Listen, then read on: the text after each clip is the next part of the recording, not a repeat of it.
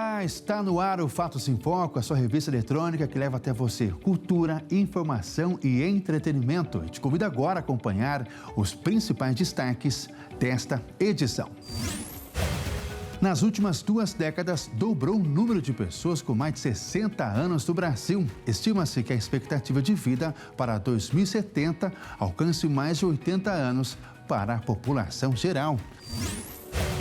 Cientistas japoneses desenvolveram um novo tipo de fibra óptica capaz de transmitir mais de 125 mil gigabytes por segundo a uma distância de quase 2.000 quilômetros. E ainda, cães treinados são capazes de identificar a doença de Parkinson anos antes do surgimento dos primeiros sintomas. Tudo isso e muito mais é o que você acompanha a partir de agora no Fatos em Foco. Começo falando do meio ambiente. Os territórios dos povos afrodescendentes e quilombolas são os menos devastados no Brasil. Foi o que apontou um estudo que analisou os dados do Brasil, Colômbia, Equador e Suriname durante mais de 20 anos. A pesquisa conduzida pela organização Conservation International constatou que as taxas de desmatamento em terras afrodescendentes tituladas são menores que em áreas similares sem titulação, chegando a uma redução de até 55%, e são vitais para o clima. Mesmo em comparação com unidades de conservação, as terras quilombolas apresentaram melhores resultados de preservação ambiental. Os resultados foram publicados na revista científica Communications Earth and Environment, do grupo Nature. Foram analisados dados do Brasil, Colômbia, Equador e Suriname durante 21 anos. Apesar de ocupar apenas 1% do território total dos 4 países analisados, mais da metade dessas terras estão situadas entre os 5% de áreas com maior biodiversidade do planeta. Além disso, armazenam mais de 486 milhões de toneladas de carbono irrecuperável, uma quantidade que, se perdida, não pode ser restaurada a tempo de evitar os piores efeitos do aquecimento global. No Brasil, as terras quilombolas representam 39% do total analisado e se sobrepõem a 87 áreas protegidas. Entre elas, estão regiões de relevância global, como o Parque Nacional do Jaú, na Amazônia. Para a advogada Marina Marçal, especialista em políticas climáticas e representante da Waverly Street Foundation no Brasil, o reconhecimento do protagonismo dos afrodescendentes na conservação ambiental é muito importante. Na sua opinião, muitas vezes o título de Guardiões das Florestas só é atribuído aos indígenas do Brasil. Mas o país tem a maior população de afrodescendentes fora do continente africano. A cientista socioambiental e coautora da pesquisa, Marta Rosseiro, destacou que os povos afrodescendentes têm um profundo conhecimento ecológico, herdado de saberes agrícolas africanos, adaptados às condições locais ao longo de séculos. A Convenção sobre Diversidade Biológica da ONU já reconheceu oficialmente, em sua 16ª conferência, a contribuição dos povos afrodescendentes para as metas globais de conservação. E em novembro deste ano, a COP30, Conferência da ONU sobre Clima, que será realizada em Belém, contará com a participação da Comissão Internacional de Comunidades Tradicionais, Afrodescendentes e Agricultores Familiares. Israel Correia é um pescador há 5 décadas. Agora ele se dedica a salvar o Ashok, uma salamandra considerada um elixir no México. O motivo é a capacidade surpreendente do animal de regenerar os próprios órgãos. Os moradores do entorno do lago Pátzcuaro, em Michoacán, no oeste do México, viveram da pesca por décadas. Mas agora, alguns se dedicam à coleta de ovos do Ashok, uma salamandra capaz de regenerar os próprios órgãos. O anfíbio também possui propriedades nutricionais e medicinais para o tratamento de doenças respiratórias. Segundo a lista vermelha da União Internacional para a Conservação da Natureza, o Ashok está criticamente ameaçado. Os motivos para isso são a pesca excessiva, a poluição e a extração de água do habitat do animal no estado de Michoacán. Em resposta a isso, como uma das estratégias e ações que estão sendo tomadas, temos o que se conhece como conservação ex situ, ou conservação em cativeiro. Esta é uma estratégia da biologia da conservação que é aplicada a espécies seriamente ameaçadas ou mesmo extintas na natureza. Estão seriamente ameaçadas ou incluso que están extintas en su medio natural. Os ovos coletados pelos pescadores são levados a um laboratório da Universidade Michoacana, onde eclodem. Depois que os animais crescem, eles retornam às instalações dos pescadores até estarem prontos para serem soltos. O objetivo principal de nós, como pescadores, é resgatar todo o que se está. Nosso principal objetivo é resgatar tudo o que estava se perdendo e devolver ao lago. Não negociamos nem vendemos nada. Tudo é para devolver ao lago. Não negociamos nós sacar de que nós vendamos, senão é todos para o regresso ao lago. O Ashoque é parente do arrolote, natural de Xochimilco, ao sul da cidade do México, que praticamente desapareceu por completo da natureza. Primeiro, pues, o objetivo era para novamente tê-los no lago.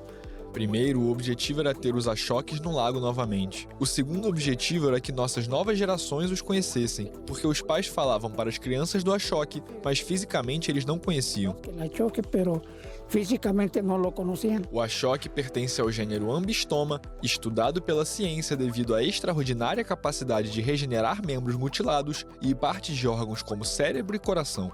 A importância que se le está dando a estas especies são que A importância dada a esta espécie é devida a muitos traços da biologia e fisiologia dela. São organismos modelo para muitas pesquisas, especialmente na área médica. investigações, sobretudo médicas. A pele do anfíbio possui combinações de cores que podem torná-lo imperceptível. De acordo com lendas do povoado de Pátzcuaro, ele foi originalmente um deus maligno que se escondeu na lama do lago para fugir do castigo de outras divindades. Hoje, a colaboração entre cientistas e indígenas resultou em uma população estável de achoques, com cerca de 80 a 100 indivíduos. Mas este número ainda é muito menor do que há 40 anos. E 40% dos brasileiros não prestam muito atenção no tipo de embalagem que estão levando para casa.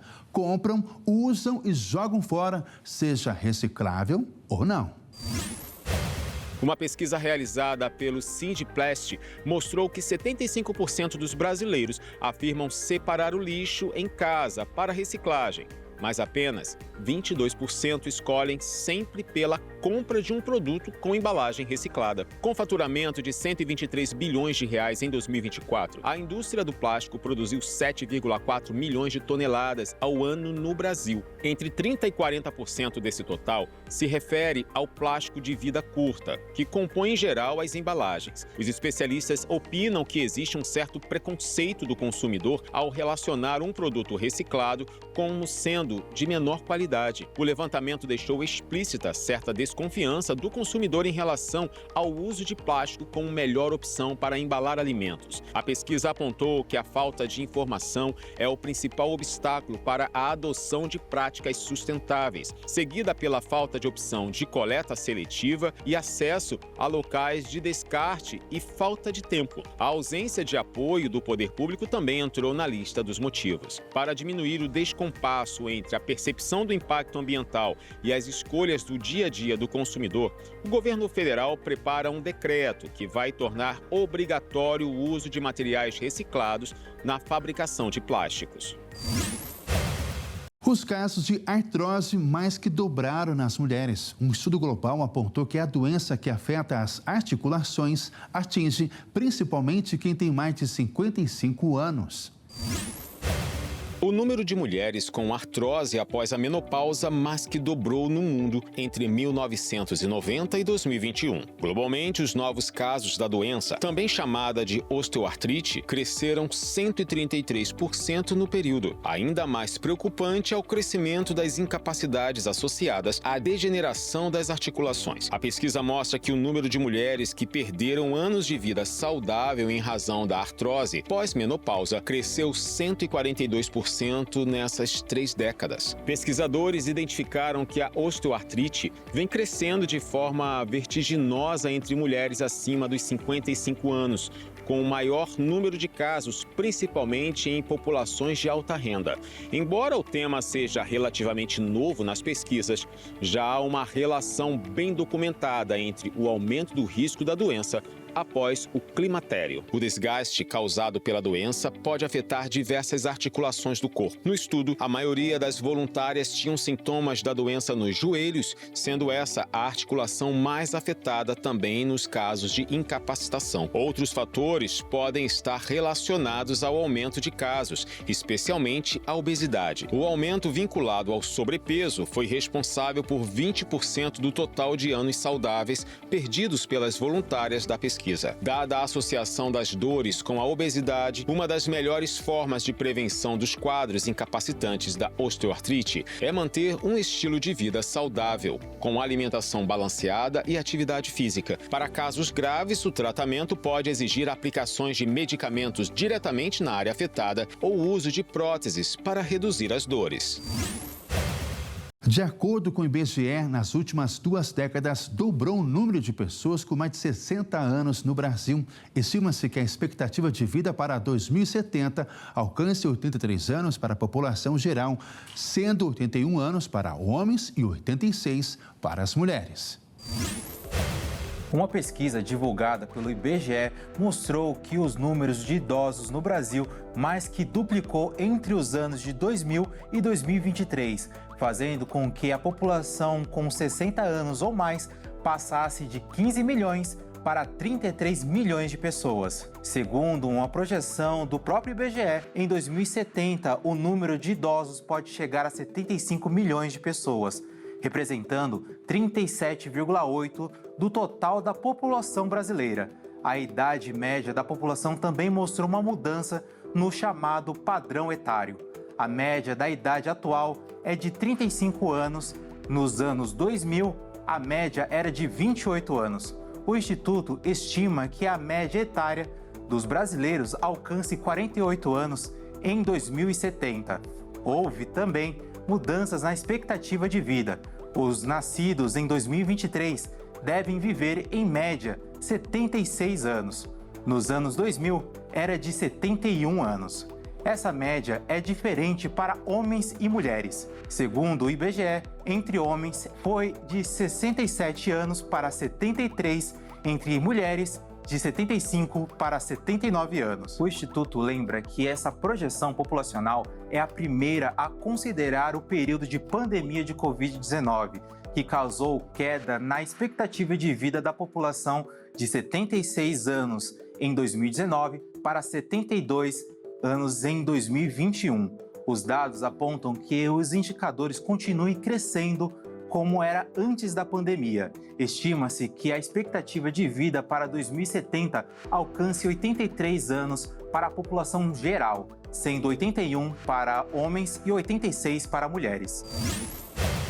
O número de corridas de rua aumentou mais de 60% em São Paulo, uma atitude que dá prazer para a mente e o corpo. Lembrando que fazer exercício não é obrigação, mas uma escolha perfeita para a saúde, sempre com orientação para evitar exageros.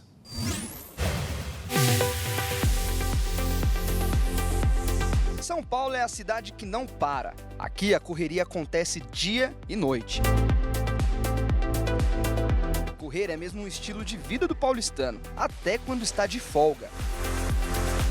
Eu não gostava de correr, mas eu acho que a corrida mudou a forma como eu enxergo a minha própria vida.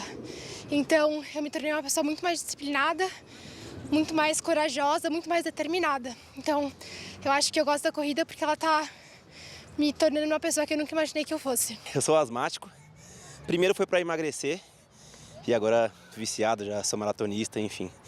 Mas é algo que coloco o meu fone aqui, me sinto livre. Questão de saúde, e eu como um ex-dependente do tabaco me ajuda a não voltar para o vício. E alguns objetivos pessoais como maratona, como futuramente Ironman e coisas do tipo. Aí estamos aí todo dia basicamente, né? Praticando exercício, cuidando da saúde. Nos primeiros 6 meses deste ano, o número de corrida de rua aumentou 62% na capital paulista, de acordo com dados da Federação Paulista de Atletismo. Todas são provas oficiais que tiveram autorização da federação e seguiram regras técnicas de arbitragem e de segurança. No ano passado, foram realizados 268 eventos. E em 2025, esse número saltou para 434 provas. A expectativa é que até o fim do ano sejam realizadas 1.100 corridas. Foi um primeiro semestre de muito trabalho. Todo mundo que está envolvido nesse grande mercado está de parabéns, que além desse grande crescimento no número de corridas, nós também tivemos um desenvolvimento das provas, né? Corridas muito mais organização, melhores áreas médicas, melhores áreas de cronometragem eletrônica, maior número de participantes por evento. E além de competir e, quem sabe, até ganhar uma medalha, essa prática faz muito bem para a saúde. A corrida melhora o condicionamento cardiovascular, fortalece os músculos e ossos e ajuda na prevenção de doenças, estresse e ansiedade. A corrida de rua pode ser praticada em qualquer horário e em qualquer lugar, porém sempre sob a orientação de um profissional qualificado. Além disso, a corrida de rua exerce vários benefícios no seu corpo. Destaque para a alteração, para a melhora da sua composição corporal. Com a corrida de rua associada a uma dieta balanceada, você irá ter uma redução da sua gordura corporal e um aumento da sua massa magra, trazendo para você um estilo de vida mais saudável. Quem vê a apresentadora Maria Clara Leite, toda bonita, se preparando para o programa, não imagina o quanto ela suou a camisa para estar aqui. Isso porque a Maria Clara está seguindo um rigoroso programa de treinos para realizar a sua primeira corrida de rua em outubro. E ela está em um desafio chamado Saúde Além das Curvas. O período total de treinos será de 6 meses, com atividades físicas diárias durante meia hora, que inclui corrida e também musculação. A alimentação também é monitorada pela equipe de treinadores e tudo é acompanhado nesse aplicativo.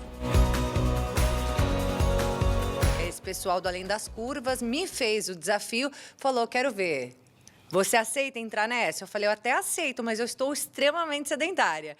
E aí ele falou assim, né, o preparador físico que está junto com a gente, o Daniel Barsottini, ele falou assim, quanto tempo você tem por dia para treinar? Eu falei, no máximo meia hora. Todo mundo tem meia horinha, vai, gente? Eu falei, no máximo meia hora. Ele falou, então tá certo, eu vou preparar um treino para você, para que você treine meia hora por dia. Então, começamos lá no início, né, de todo esse processo, no dia 1º de abril, começamos com meia hora por dia de exercício, né? A gente tem a corrida, tem um pouquinho de musculação, mas tudo exercício que dá para fazer em casa, né? Então, muita coisa eu fiz em casa, né? Agora eu estou na academia, mas muita coisa eu fiz em casa.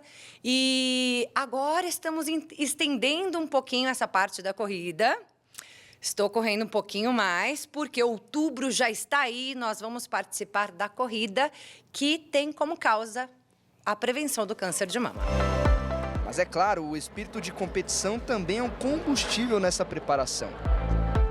Minha intenção é apenas participar, correr e tomar gosto pela coisa. Eu que estava sedentária, não estava fazendo nada, agora já acordo todos os dias de manhã com vontade de ir à academia, de treinar, de correr e de manter a minha saúde. Então, a ideia era muito mais uma mudança de estilo de vida do que participar de corridas de rua. Mas eu acho que eu vou acabar me apaixonando, viu? Vai ser a primeira de muitas. Será? E a Maria Clara é mais um entre milhões de paulistanos que não param de correr. E acabou pegando amor nessa corrida diária.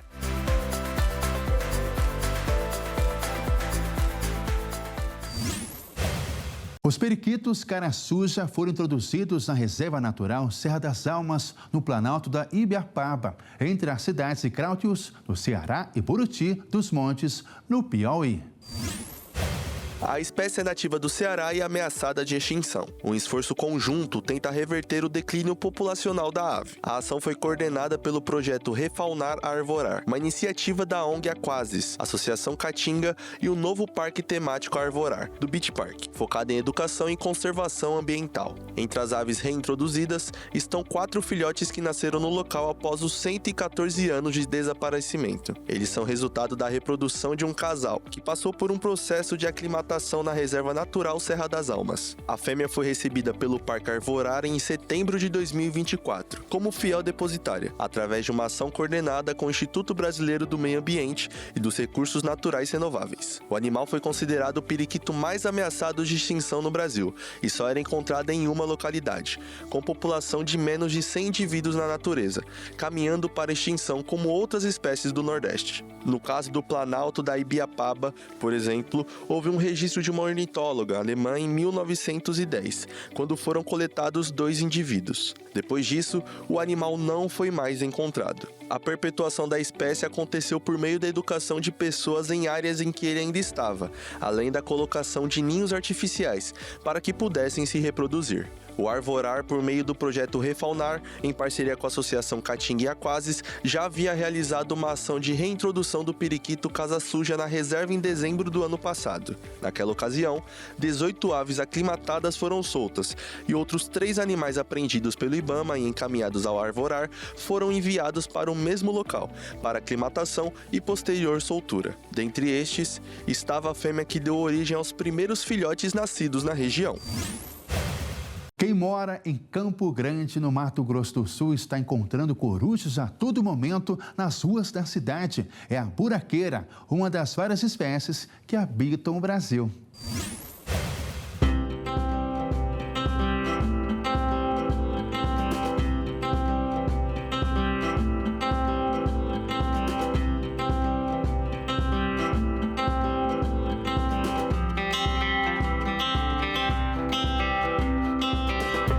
Espaços mais tranquilos, espalhados pela cidade, é possível avistar buracos como este, que são abrigos para as corujas. A espécie encontrada por aqui é a buraqueira, ou Athene cunicularia. Só no Brasil, são mais de 20 espécies. Ela ou aproveita já um buraco de algum tatu, de algum outro animal que já cavou, ou ela faz o buraco, cava esse buraco vertical e uma cavidade horizontal para deposição dos ovos.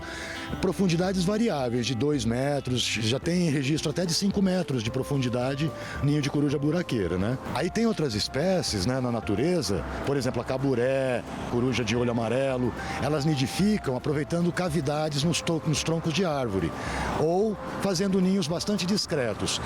Outras espécies, como por exemplo a suindara, a titualba, aproveita de construções humanas, né? Que ela é também conhecida como coruja de igreja, coruja de campanário, porque elas faziam ninhos nas torres das igrejas. Aproveita-se áreas altas, onde elas conseguem manter uma vigilância do local, né, para garantir a sua sobrevivência e garante a sobrevivência dos filhotes nesses ambientes mais inacessíveis. O início do ciclo reprodutivo das corujas ocorre no final do verão, entre os meses de março e abril.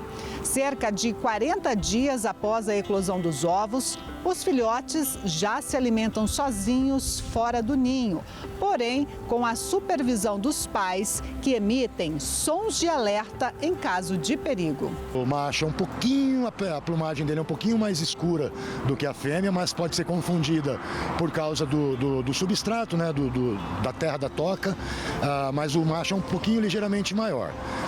Tem cuidados com a prole, o macho sai para caçar, a fêmea cuida da prole, cerca de 7, 8 ovos, né?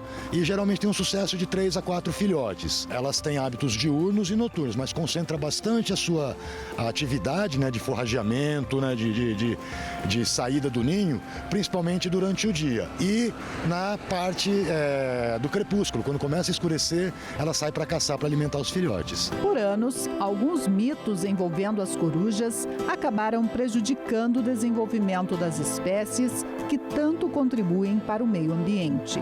Elas contribuem se alimentando de pragas urbanas, né? Como ratos, como lagartixas, se alimentam de insetos que podem ter suas populações bastante desequilibradas em alguns momentos, e elas atuam na diminuição dessas populações, né? Na sua alimentação. Então, se encontrar uma coruja por aí, controle contemple, mas de longe. O comportamento diante de qualquer animal silvestre tem que ser de cautela, de respeito, não aproximar, deixar ela no seu ambiente, né? Se ela optou em fazer a sua toca, seu ninho e está tendo sucesso ali, por favor, respeite, não se aproxime, não cause estresse nesses animais, mesmo porque existe uma legislação ambiental bastante severa, que perseguir, perturbar, matar, capturar ou matar animais silvestres é crime ambiental.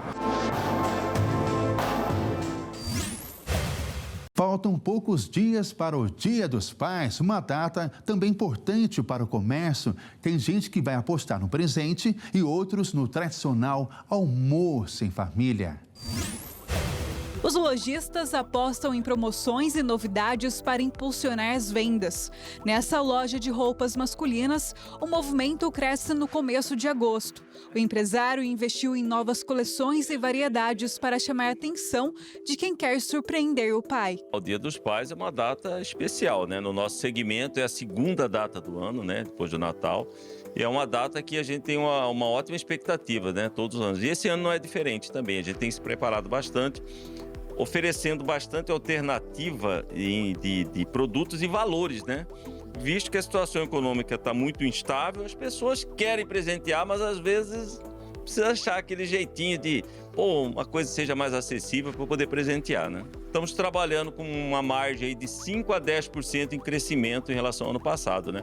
A pesquisa de intenção de consumo da FEComércio para o Dia dos Pais estima que a data deve injetar quase 300 milhões de reais no comércio no estado, considerando os gastos com presentes e comemorações. Apesar do valor significativo, o montante representa uma queda de 19% em comparação ao ano passado. É uma redução significativa, porém o montante a ser movimentado na economia, ele é muito importante, né? São 298 milhões de reais a serem movimentados no estado.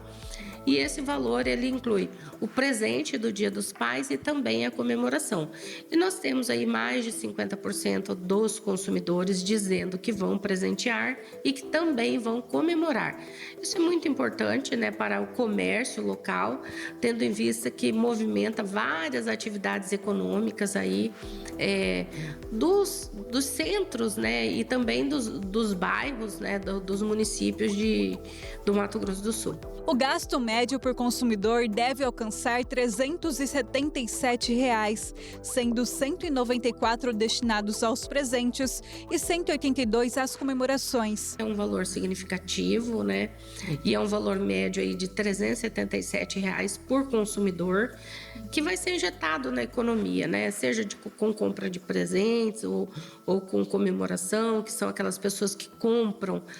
A maioria das pessoas desejam comprar para fazer em casa uma confraternização, então acaba movimentando mais os supermercados, as lojas de conveniências, aquelas lojas que trabalham com produtos específicos, né? Uma casa de torta, de bolo, tudo isso é movimentado nesse Dia dos Pais, né? E os presentes os mais variados possíveis, só que a preferência, a grande maioria, deseja comprar roupas, calçados e perfumes. A maioria deve pagar à vista, buscando descontos. É importante que o comerciante esteja preparado para ter esse poder de negociação com o consumidor. Nós sabemos que algumas empresas não trabalham com esse formato, mas as empresas locais, né, que têm a gestão aqui no estado de Mato Grosso do Sul, ela tem mais essa flexibilidade. E aqueles que não conseguem esse benefício do desconto à vista, eles optam pelo parcelamento. Mesmo com o orçamento mais apertado, a data continua sendo uma oportunidade para fortalecer os laços e valorizar quem sempre esteve presente. Acho que o grande segredo é esse, você dá alternativa para a pessoa ter aquele prazer de presentear o pai, né? É uma data muito especial, muito consolidada já no comércio brasileiro, né? Dia dos Pais. E eu acho importante a gente ter essas alternativas, né? Então, consegue atingir vários nichos, né? Várias classes. Então, acho que esse é o grande segredo. Se pesquisar antes, ser bastante criativo, eu acho que o consumidor consegue um bom presente aí para o pai ou para aquela pessoa que faz, né, o papel do pai, porque na pesquisa também mostra aqueles que não vão presentear o pai, vai presentear um tio, um avô, e dá para comprar um presente legal aí. O uso celular não para de aumentar no Brasil. Segundo o IBGE, até os idosos estão aceitando entrar no universo virtual, que procuram lazer ou até serviços bancários. O uso da internet no Brasil segue em expansão e vem transformando a forma como os brasileiros se relacionam com a tecnologia. Dados divulgados pelo IBGE por meio do Módulo de Tecnologia da Informação e Comunicação da PNAD Contínua revelam que o país encerrou 2024 com cerca de 167 milhões de pessoas com 10 anos ou mais utilizando o telefone celular para uso pessoal, o que representa quase 89% dessa faixa etária. Entre os destaques da pesquisa está o crescimento expressivo do acesso à internet em áreas rurais. A proporção dos moradores dessas regiões com celular subiu para 77%, uma alta considerada em relação aos 54% registrados há 8 anos. Embora a cobertura e o uso da internet ainda sejam mais limitados no campo, a diferença em relação às zonas urbanas está diminuindo de forma consistente, revelando um processo de inclusão digital em curso no interior do país. O levantamento também chama a atenção para o aumento do uso de celular entre os idosos. Entre 2019 e 2024, a proporção de pessoas com 60 anos ou mais com telefone móvel passou de 66% para 78%. Esse crescimento revela uma maior familiaridade desse público com os recursos digitais, seja para comunicação, lazer ou até serviços bancários. O celular, aliás, continua sendo o principal meio de acesso à internet no Brasil, superando com ampla vantagem o uso de computadores e tablets. Outro ponto importante é a forte adesão dos brasileiros aos serviços digitais de instituições financeiras. Em apenas 2 anos, o número de usuários que acessam bancos pela internet aumentou em 22 milhões. Essa mudança está ligada à digitalização dos serviços bancários, impulsionada por recursos como o Pix, que se popularizou e facilitou as transações online. A adesão às plataformas virtuais substitui gradualmente o atendimento físico em agências, principalmente entre as faixas mais jovens e conectadas da população. E os morangos do amor viraram uma febre em todo o Brasil. Em Santa Catarina, uma padaria vendeu mais de 750 docinhos em menos de 24 horas. Haja produção. Tem uma sensação hype, como eles chamam na internet, que é o morango do amor. Isso mesmo, já tivemos a sensação do morango do Nordeste, agora é o morango do amor, Werneck. Mas esse é super comestível, é uma delícia, tá? Por quê? Veio essa onda e confeiteiras de todo o Brasil estão se salvando, isso mesmo. Depois da pandemia, algumas desistiram, outras enveredaram aí no caminho da confeitaria e não deram muito certo, mas veio o morango do amor com valor agregado um pouco mais baixo e o morango é a fruta da estação, então tá ajudando muita gente a empreender ou então ter aquela graninha extra. Não é tão fácil de fazer não, precisa de mãos habilidosas e o ponto certo da massa que envolve o morango. Mas tudo isso é uma combinação desse morango do amor nas últimas semanas de uma empresa lá de Indaial, aqui na região do Vale do Itajaí, em Santa Catarina. Eles confeccionaram em uma semana mais de 700 morangos do amor, isso mesmo, mais de 700 unidades e aí tiveram um valor arrecadado de mais de R$10.500, né? Meu Deus do céu, quem não quer empreender em 5 dias e receber tudo isso de lucro? Pois é, aqui em Criciúma também, da onde a gente fala da sede da TV Primavera, eu conversei agora há pouco com a Regiane. Ela é uma confeiteira aqui da cidade também, está empreendendo nesse ramo e a Regiane vai falar para mim agora como é que tá, né, essa sensação da hype aí do morango do amor. Então, o que era para ser uma renda extra, né, de um final de semana, tem sido a nossa renda maior agora aqui em casa. A gente não para mais. Eu tenho até brincado que a gente tem só tomado banho e escovado os dentes nesses últimos dias. todos os dias agora, né? A gente faz em média de 200 a 300 morangos por dia. Porque somos só 2 pessoas. Eu tive até que contratar uma empregada, né? Até brinquei que eu tive que contratar porque a gente não tá tendo mais tempo de mexer massa na mão. Tá vendo? Até máquinas já compraram, estão esperando vender ainda mais. Vão vir novos sabores também aí envolvendo o morango, né? Como o de brigadeiro tradicional, também de maracujá, pistache, que também foi outra sensação do verão, né? Meu Deus, isso é uma loucura do pistache. Morango do amor parece que chegou para ficar, tá ajudando muita gente a empreender e o preço fica módico, né? Tem gente que tá aí vendendo 3 por R$40, 1 por R$10, R$15, pelo menos é o preço aqui de Santa Catarina. As novas tecnologias têm transformado as visitas nos museus, promovendo interatividade e novas formas de comunicar para ampliar a experiência do público, sem perder a tradição. A visita a museus está deixando de ser uma experiência apenas contemplativa, para se tornar cada vez mais interativa e acessível. Recursos como realidade aumentada, visitas virtuais e jogos digitais têm ampliado as possibilidades de contato com o acervo cultural, permitindo que pessoas explorem obras e exposições de forma inovadora, mesmo à distância. Em museus ao redor do mundo, essas ferramentas já fazem parte da rotina. No Museu Nacional da China, visitantes usam realidade aumentada para observar detalhes de peças históricas. Em Paris, o Museu de História Natural recria espécies extintas. E em Londres, exposições podem ser exploradas por meio de games online. No Brasil, o Museu do Amanhã, no Rio de Janeiro, referência em tecnologia e ciência, atualiza constantemente os conteúdos digitais para oferecer experiências imersivas. A comunicação também evoluiu.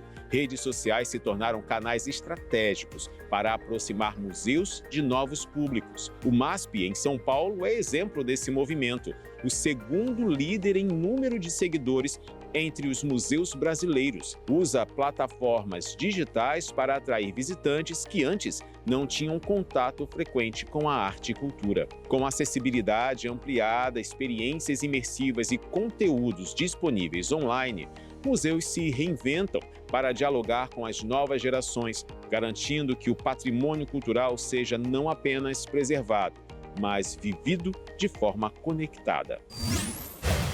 O mundo da internet acabou de ganhar um novo capítulo na corrida tecnológica. Cientistas japoneses desenvolveram um novo tipo de fibra óptica capaz de transmitir mais de 125 mil gigabytes por segundo, uma distância de quase 2.000 quilômetros, estabelecendo um novo recorde de velocidade da internet mundial. Para efeito de comparação, enquanto o Brasil possui velocidade média de internet banda larga de 236 megabytes por segundo, de acordo com os indicadores sobre o tema, a nova tecnologia desenvolvida pelo Japão permite uma conexão 4.250.000 vezes mais rápida e 3.500.000 vezes que a média das conexões de banda larga fixa dos Estados Unidos. A nova velocidade alcançada pelos japoneses permite, por exemplo, baixar mais de 946 bilhões de páginas da rede, do Internet Archive, em menos de 4 minutos. O cabo desenvolvido pelos japoneses é capaz de transmitir o equivalente ao volume de 19 fios tradicionais, mas com o mesmo diâmetro de um único filamento, apenas 0,127 milímetros. O grande avanço está na compactação de 19 fibras óticas individuais, dentro de um espaço que, até então, comportava apenas uma. Isso significa que é possível multiplicar a capacidade de transmissão de dados, sem a necessidade de alterar a infraestrutura já existente. Além disso, o novo cabo é mais eficiente em longas distâncias. Ele sofre menos com variações de luminosidade, fenômeno que pode comprometer o desempenho da fibra ótica e causar perda de informações, garantindo uma conexão mais estável e confiável. Os ganhos proporcionados pelo novo recorde de transmissão de dados podem ser aplicados a uma série de situações do dia a dia e pavimentar o futuro da conectividade global, desde o consumo de filmes e séries séries em alta qualidade a avanços tecnológicos, que estabeleceriam um novo caminho para o uso da inteligência artificial, computação em nuvem, ajudando a introduzir um novo comportamento de uso da internet. O projeto foi desenvolvido pelo Laboratório de Redes Fotônicas e anunciado pelo Instituto Nacional do Japão para a Tecnologia de Informação e Comunicação, na Conferência de Comunicação por Fibra Ótica. Em um mundo mais natural, cães treinados são capazes de identificar doença de Parkinson anos antes do surgimento dos primeiros sintomas, com uma precisão de 98%. Um estudo realizado por especialistas do Reino Unido utilizou 2 cães para identificarem pacientes com Parkinson. Pessoas com a doença possuem um odor diferenciado, que o faro dos animais é capaz de identificar. Bumper, um Golden Retriever de 3 anos, e Pinu, um labrador preto de 3 anos, foram treinados durante semanas com mais de 200 amostras de pacientes com Parkinson e pessoas saudáveis. Os cachorros detectaram corretamente 80% dos casos positivos. Já nos casos negativos da doença, os animais eram mais precisos, com uma taxa de acerto de 98%. Os testes foram realizados com amostras de sebo e suor da pele dos pacientes com Parkinson. Além das alterações motoras, a doença aumenta a secreção de sebo, tornando a pele das pessoas mais oleosa. Segundo os pesquisadores, é nessa situação que pode estar o cheiro especial que os cachorros conseguiram identificar. Além disso, os animais detectaram outras condições de saúde. Atualmente, não há nenhum teste precoce para a doença de Parkinson. O diagnóstico precoce é essencial para o tratamento, podendo retardar a progressão da doença e reduzir a intensidade dos sintomas. E o Fatos em Foco fica por aqui. Para rever as reportagens desta edição, acompanhe as nossas redes sociais. Obrigado pela sua companhia, um forte abraço, até lá, tchau!